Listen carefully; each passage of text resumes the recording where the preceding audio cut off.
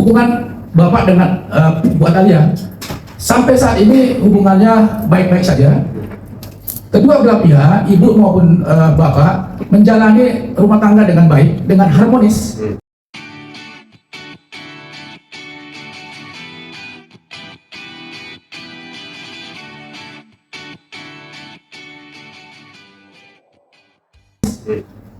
Ibu Atalia menghormati proses hukum yang ada, kemudian memberikan support kepada bapak. Jadi kalau ada polemik-polemik yang di luar, yang berasumsi spekulatif, tolong supaya itu tidak disampaikan. Kenapa? Karena bapak dengan ibu sampai saat ini menjalani proses ini dengan baik, dengan tenang, karena ini adalah ujian.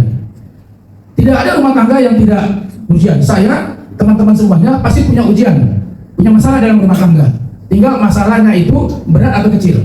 Nah, ini kemungkinan ini besar masalahnya. Nah, tinggal ujian ini dihadapi dengan tenang, dan ibu dan bapak menghadapinya dengan tenang. Kira-kira begitu jawabannya. Jadi Bu Atalia juga nggak percaya dengan tuduhan ini, Pak? Sampai saat ini Ibu Atalia tidak percaya dengan tuduhan ini. Saya kira gitu. Soal pendidikan, biaya pendidikan? Gimana? Biaya pendidikan dari berita kepada Itu tidak ada. Ya. Jadi saya komentar tidak ada. Ya. Oke, jadi artinya membantah kalau Pak RK pernah memberikan. Tidak ada. Nah, Pak, kalau emang nggak ada hubungan itu, kenapa nggak lapor polisi, Pak?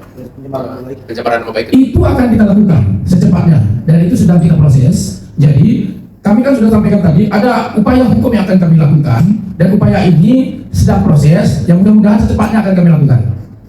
Bang, izin Bang. Ya. Fikri dari Hotkiss Indosiar.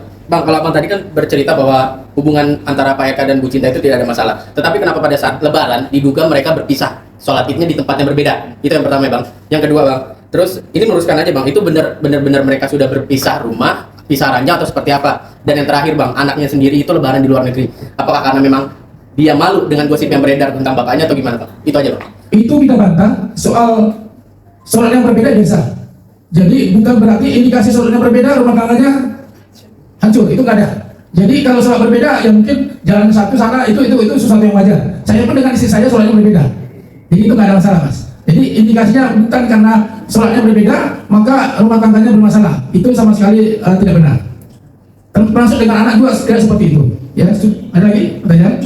Bang, mungkin terkait dari kan bisa dibilang kan Pak RK sendiri kan menampik bahwa adanya hubungan terhadap LM sendiri. Nah, LM sendiri beberapa waktu lalu sempat memberikan beberapa bukti-bukti di story-nya, dan juga adanya bukti rekaman permintaan sejumlah uang juga. Itu mungkin seperti apa Bang?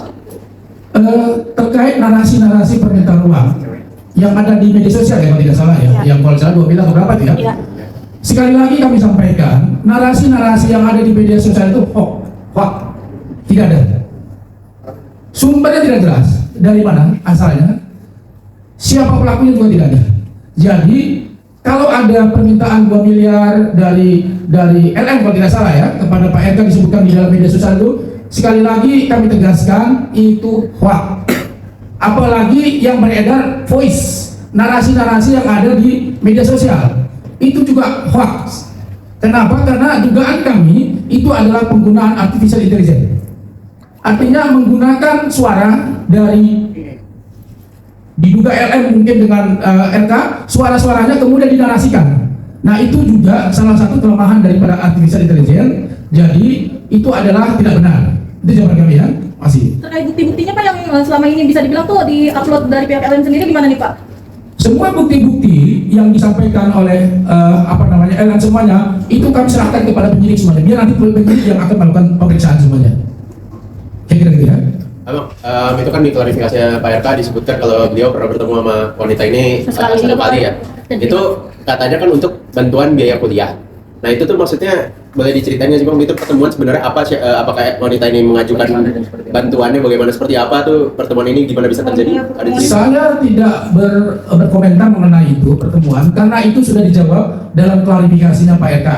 Jadi saya dalam konteks ini hanya dalam konteks konstruksi hukum. Jadi terkait dengan gosip dan segala macam itu sudah dijawab secara tegas oleh Pak RK sendiri dalam klarifikasi beliau di dalam Instagram. Jadi teman-teman bisa mencek di dalam Instagram beliau apa klarifikasi beliau terkait dengan itu.